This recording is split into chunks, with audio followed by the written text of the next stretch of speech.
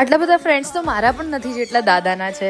કેમ છો public? My name is Biru and welcome to my vlog after long time. I know, અને ઘણા time પછી હું વ્લોગ બનાવી રહી છું, તો હું ભૂલી ગઈ છું કે મારે શું બોલવું જોઈએ શું નહીં. પણ હવે આપણા વ્લોગ રેગ્યુલર આવશે ને, આવું તો હું દર વખતે કહું છું. આ વખતની પણ મને કંઈ જ ખબર નથી.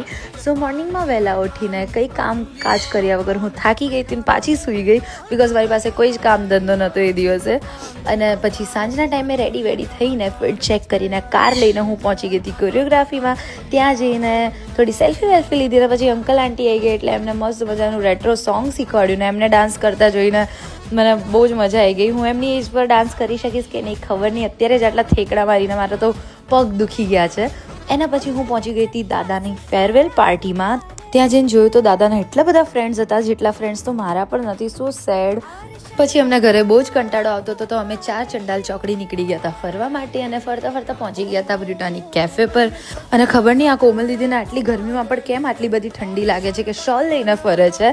અને પછી અમે લોકોએ લેટ સુધી બહુ જ ટાઈમ પાસ કર્યો, અને પછી મમ્મીનો ફોન આવી ગયો એટલે ઘરે નીકળવું પડ્યું. બસ ગાઈસ, આજના માટે આટલું. See you next vlog. By.